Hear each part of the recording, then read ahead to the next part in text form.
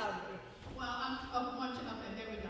Okay, thank you so much for staying for this. It's an important decision in our church life. So we have with us Sarah Marshall, the director of the library, and Charles or Chuck Goldberg is the representative of the library board. So I'm going to have Sarah give some opening remarks.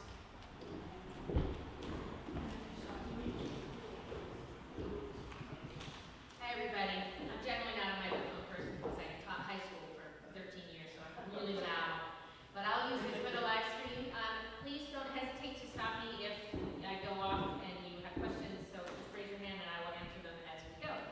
So thank you for having us. Sarah, you didn't already hear that, the director of the library. I've been at the library since '06 and the director since 2018 and have lived in Kent myself since 1995. So I have pretty good roots here. I feel like the community is generally aware of who I am and what the library is doing and how we're trying to move forward. And this opportunity for us to be able to improve the library while taking advantage of your really generous space is something that we will, I think we'll all get some great benefits from as, you know, as your parish, but as the library, but the whole town. I think the hope is really to bring maximum value to our entire community. So, I'm not quite sure exactly where you want me to start. I'll start with the project itself. The project has been in the works and in conversation for about 20 years, really, since the library took over the firehouse. So that firehouse on Main Street has always been on library property, and it was leased to the fire department for, you know, $1 a year or something like that when they built that house in the 50s. So it came back to us in '07, and since then there's been this sort of steady murmuring of what are you going to do about the firehouse, what are you going to do about the firehouse, because it is a fabulous resource. It's in an incredible location right there on Main Street, and basically it's a storage shed. So in 2019, 2018 or so, we started having conversations. We had a really active development committee at the library, on the library board, and they were meeting and talking about all of our income. So as you know, we're an association library. We're not part of the taxes, right? You don't see a library line on your taxes. So the question was, are we doing the right thing to be creating our own income? And we were talking about doing a really great capital campaign to raise money for an endowment. And so we asked our big donors and said, do you want to do this? And they said, sure. What are you doing about the firehouse? And we said, well, you know, but we're really more worried about income. And they said, what are you doing about the firehouse? And so it became clear that what our donors really wanted and what our supporters really wanted was us to finally do something with that building. So we are. I do have a copy of the brochure with me, but I'm sure you've seen images of it. Anytime if you come in the library, there's images all over the place. You can see it. But we are going to be annexing the firehouse. We are building a small connector piece of about 2,000 square feet, and then we're renovating the whole thing. One of the things we'll be talking about today is timeline. And as I said, this started 20 years ago, so the timeline's pretty long. But the timeline for the construction is still in flux, and that's because we are still, we're going out to bid next month. And only when we go out to bid and get the bids back will we know for sure that we've actually raised enough money. And when we did our most recent cost analysis in last November, we did. We had enough money to do the project that we were planning on doing. But since November, there's been a lot of changes, as we're all aware, and there are a lot of issues that could get in the way, labor, cost of materials, tariffs, et cetera, so we won't know if we're really ready to go. But the plan is currently to be going out to bid in October, to be getting those bids back around Thanksgiving, to be negotiating around in December, and to be breaking ground in January. That is the best possible timeline that we've been able to manage. As I said, we won't know really until Thanksgiving, until we see those bids. So we're crossing every finger and every toe that we have, because what will happen is if we don't have enough money, there's a couple of different things that will happen. One would be that we will raise more money from our donors and from maybe new support that we would do that would take even longer than that is we would have to go back and redesign and what they call value engineer the project. So we don't want to do either of those things. We've raised a goodly amount of money. We've raised almost 6.5 million, including a big grant from the state. And, excuse me, more than that, almost 6.7 million. We're getting very close to our target number. And we don't want to push this off anymore, but we know that that is a possibility. Where you all come in is here. So it will take us, we're going to have to move out of the library. We cannot do it in pieces. We have to do it all at once. So rather than shut the whole library down for the town of Kent for the 9 to 18 months that we've been told, and it is that loosey-goosey, unfortunately, for that amount of time, we were wanting to move the library to another location, and your parish house has turned out to be really the best option that we can find. Not only does it have parking, it has 2 different floors. Here, if you get a second, you can come and take a look at the diagrams. We have an architect on our board who helped us with all of these things. It's all been looked at with, from an engineering standpoint. Books are very heavy. You can't just have a library any old place. You have to have a library in a building that's built for books. So the way that he's designed the space, we're basically putting the heaviest weight of the books right along the middle of the floor, which is right above the walls in the lower level, so they're strong enough to hold everything. So it's all been very well thought out and planned. We will be able to bring about 1/3 of our collection with us, and then continue to add items and bring in new materials. That's the thing, that's what circulates the most anyway, are the new materials, so we will continue to buy new things. We won't have access to what we have to put in storage, but we will be doing all the things that we're doing now, actively programming. We have multiple, every week, children's programs. We have adult programs every week. It will be different. We don't have the same amount of space, but we will be forging forward as if we're just going to stick on the same schedule. We'll probably use the community house a little bit more if we have big things. But honestly, one of the things we're adding at the new library is a big space, because we don't have a big space. So that's the same. That's roughly the same. So, is that about a pretty good intro? Okay. So, I would love to know what your questions are. I will just say I've been working with Marilyn and Chuck and a team from the church to come up with some terms that seem fair to do this rental, but I want to know your questions. Please. Just have a question. What are you doing with the other 2/3 of the book? Are you just putting it in Storage. Okay. Storage. Okay, repeat that because we're filming it. I just asked where they were putting the rest of the 2/3 of the rest of the book. Yeah, the rest of the collection and the furniture and things that we're not taking will all be stored, and we won't have access. However, you're increasing the footprint of the actual library, I guess you can look it up. Well, we're building about 2,000 square feet, but then the firehouse is going to be 2 floors. The firehouse, the ground level will be all the stacks, and the upper level will be a program room that will seat somewhere between 80 and 100 people. So it will be a really, here we go. Yeah. Come look at that when we're done if you'd like, or at any time, please stop into the library. Sure. More questions? Chris? What's the worst case scenario for renting the space, and what is the worst case scenario For renting the space or for the project for itself? the project as a whole? The project, for me, the worst case scenario is the bids come in and they're $10 million higher than we can handle, and that's a bigger hurdle than we can hit. The library does have some savings. We do know that there's probably some more money in the community if we ask really, really nicely, and the hope is that we don't have to do that, but that to me could be a problem.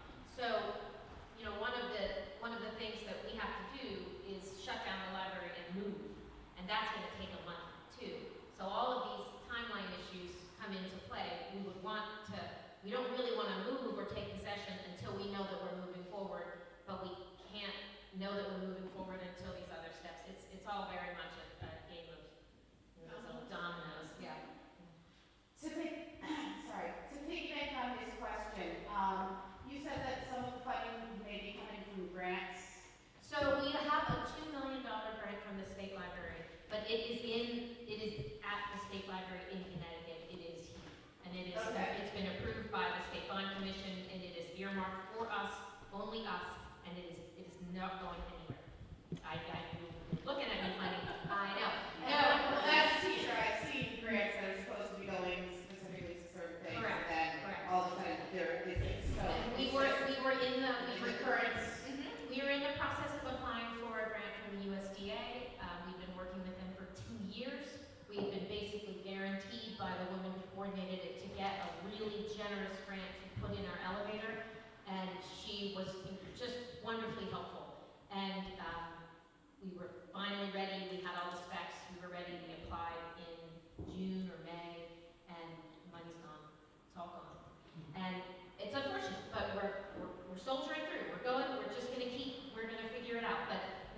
the $2 million is here, and it is in Connecticut, and it is untouchable by anybody. Okay. Yes. I have some questions specifically about the agreement. Great. Do you want? I need it on mic, please. Thank you. I have some questions specifically about the agreement. So under landlord's work, it says landlord shall install appropriate external and stairway lighting that shall bring this aspect of the parish house up to standards and regs of the current building code. At a recent meeting, we were talking about what this means for the exterior. Our concerns certainly are, ensuring safety, but on the other hand, we're also concerned about cost. So outside the church, we anticipate we have to pull cover up for lighting, especially because in winter it gets dark by time. So from what I understand, we've had meetings with engineers and the fire marshals and the building official in town, and these are all provisions that they've put in place, not us. So generally, when you're, just like your house, no one comes and inspects it and says, this isn't safe anymore, but if you try to sell it or rent it, then suddenly it gets the officials involved, so that's what that is. My sense is that it's not a tremendous change, it's just making sure that there's exterior lights over every doorway, that's code, that's building code, and then making sure everything in the stairwells and such is well lit, and that everything will be responding to the alarm system if for some reason there's some sort of fire or other kind of disaster thing. Sorry, I have several questions here. So in the HVAC operations, a question about, does the parish house have to be climate controlled for the books all the time? So one of the things that we're doing, because we need it for the library, but that will also benefit your space, is we are going to be installing a brand new mini split HVAC system in that building, so that while we're using it and after we're gone, that building will have lovely air conditioning and we hope much more efficient heating. So we all know how expensive it is to heat and use electricity in Connecticut, and the technology is improving, and that's one of the ways that we're sort of encouraging this deal to move forward, is by offering that improvement to your space permanently. We're not taking that away when we go, and it is at our expense. I just have a comment on the air conditioning specifically. One of the things that Barb had mentioned specifically regarding the air conditioning is that in the past, the church has lost several opportunities to rent the space, especially in the summer, because it's not air conditioned. So long term, we can probably benefit from hosting the parish hall there for rental opportunities. So that would be a long-term benefit to us.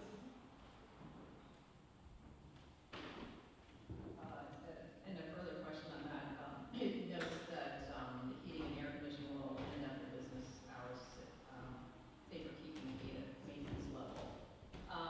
So I'm assuming the mini splits are going to be programs, On maybe a time. person doing this, okay. And then under further alterations during tenancy, it says the landlord will respond to tenants' requests within 5 days following tenants' written notice to landlord.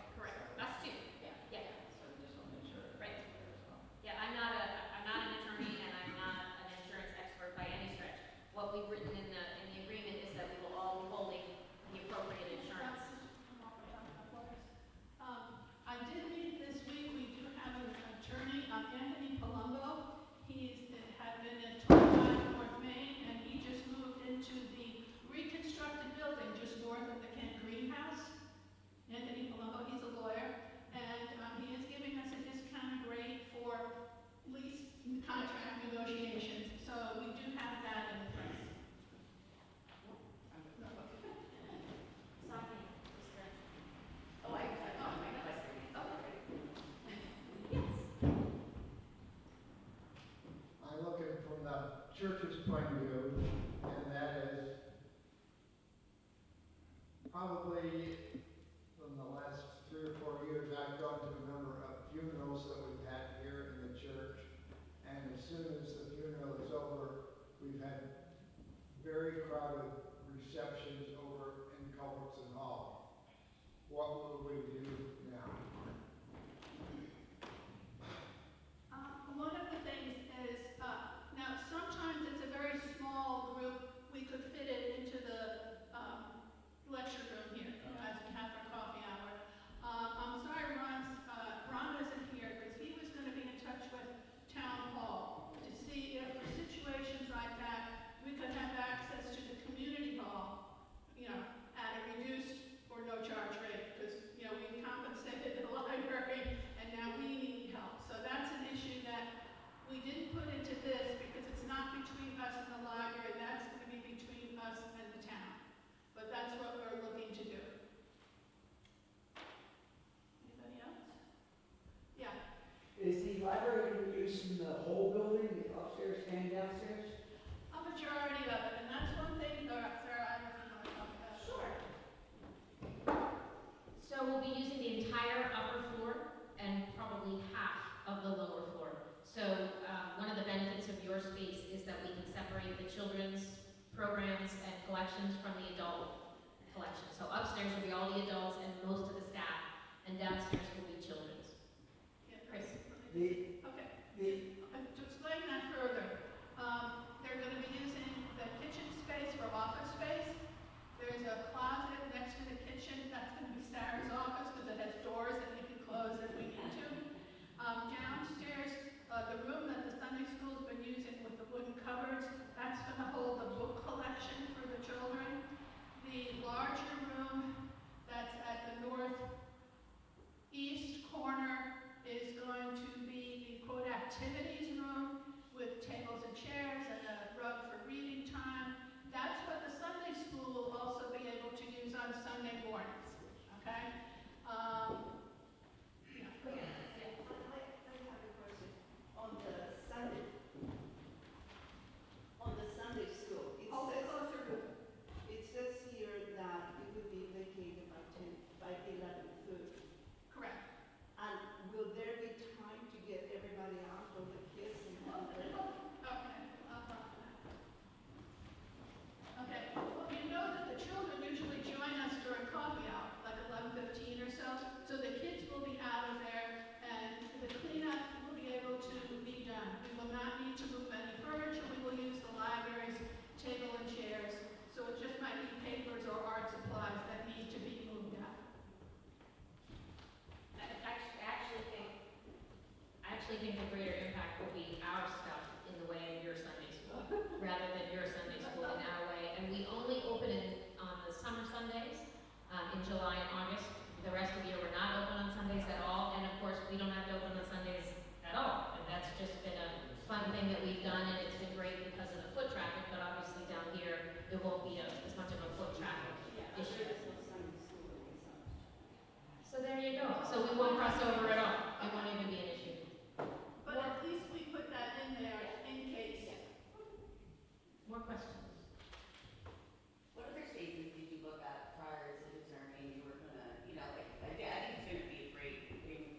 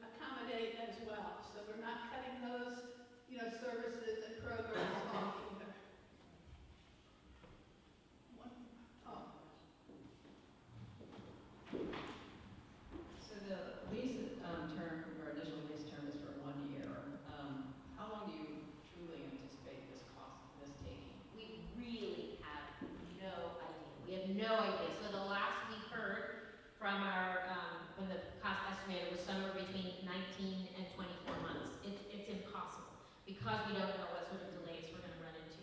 So 9 months was this sort of pie in the sky, yeah, we could do it in 9 months, but we all know that's never true.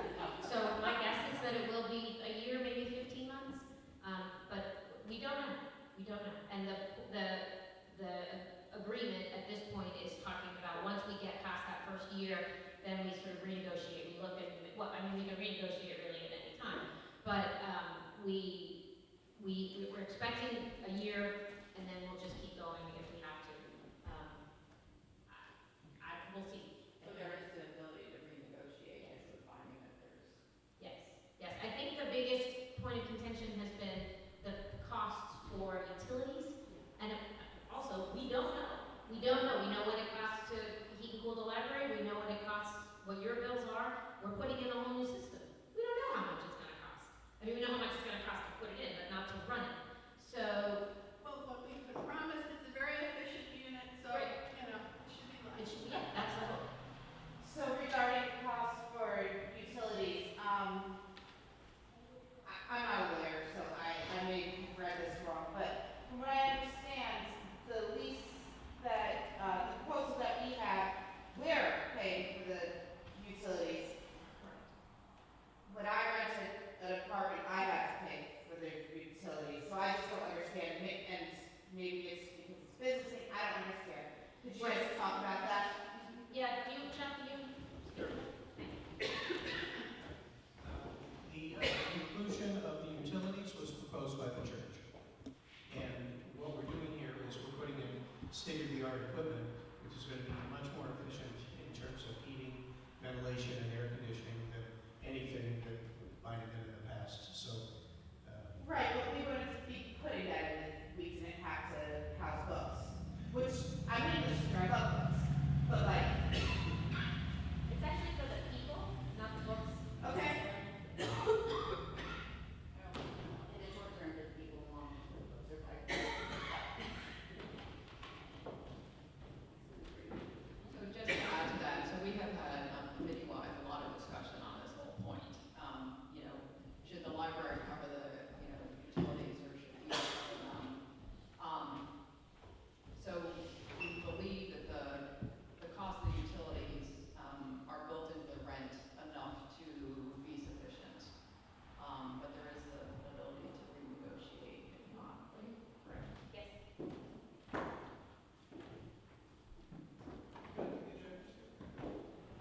I'd like to make a general statement. I moved here 3 years ago, and I made a choice to join a community and a culture that I admired and wanted to be a part of at this stage of my life. This is the fulfillment of that, where the interdependence, collaboration, and generosity between people and institutions are making this possible. We're very grateful to you all, and I hope you see our occupancy here as benefiting the church in a variety of ways, and this would be the start of something big.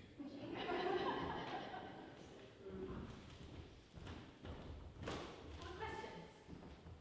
I think it's a very good fit. Thank you. This is Woogie. I'm gonna come up and be smart. Use your foot guard to keep yourself on your toes. You can do hips and legs.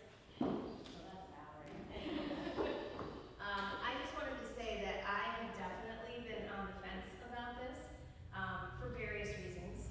But I live with a treasurer who is very matter of fact and knows financially or feels very strongly financially this is a good thing for the church. My feeling about the utilities stemmed from the fact that when I didn't have to pay a utility bill at school, I didn't really worry about turning off my lights. I didn't worry about running the air conditioner all the time. So there's a certain responsibility that comes with somebody else paying a utility bill. I'm very confident that the library is responsible, and that they're not going to, and it's even in the lease, they're not gonna run the heat and air conditioning, when they're not, right, exactly. And if I see lights on when no one's there, I will call Sarah and say, turn the lights on. So I guess, well, I don't guess, I know now that I feel like this is a really important thing for the church to do, as a member of this community. We don't want the library to have to close for 2 years. Yes, it's gonna be an inconvenience inconvenience at times. You know, if we have a big funeral and we can't use Parish House, which we're used to it, I hope that using the community house will be an option, but it's an inconvenience that is not gonna last forever. And I think that if we don't be good neighbors and help the library, that doesn't make us look like a very welcoming church. And I think that's very important. Well, I think we learned during COVID, if you shut things down, it really impacts people. Yes. So for 2 years, have that library shut down, after children already had school shut down for a year and a half. I mean, it's gonna be a major impact on that generation of kids. Yeah. That are gonna learn. Nothing.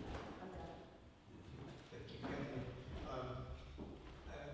Just so you know, speaking of using the community house, the first selectman was consulted about whether or not the community house could be a backup to our discussions here at the Parish House, and they were open to that. So apropos of that, if the church needs to use the community house more than it normally does, I think the town is very well disposed towards that, and I think you've got a lot of flexibility there.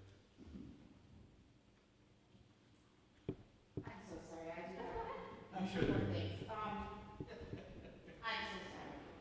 It's okay. So additionally, it said about the library, we're gonna be paying the insurance, and again, Well, no. You pay for your own insurance normally. Right. We will be naming you as an insured. Our vendors, construction people, all that, will be naming us and you as insured. So you don't pay for our insurance. We pay what's appropriate. no, I'm just worried, so if something were to happen while the library's there, and on a random Wednesday, something were to happen, are we then liable? No. Sorry, again, Again, I'm there, I just read it, I'm not. I'm not an insurance expert, but I've been arranging these things for 53 years. I can tell you that there's a delineation of responsibility. There is cause, negligence, criminal intent, criminal commission, there are all kinds of things. But there are two branches of insurance here. One, that you carry an umbrella policy for property, liability, and casualty. We're going to have the same. Our vendors will have the same. They'll be bonded and insured. So everyone is protected.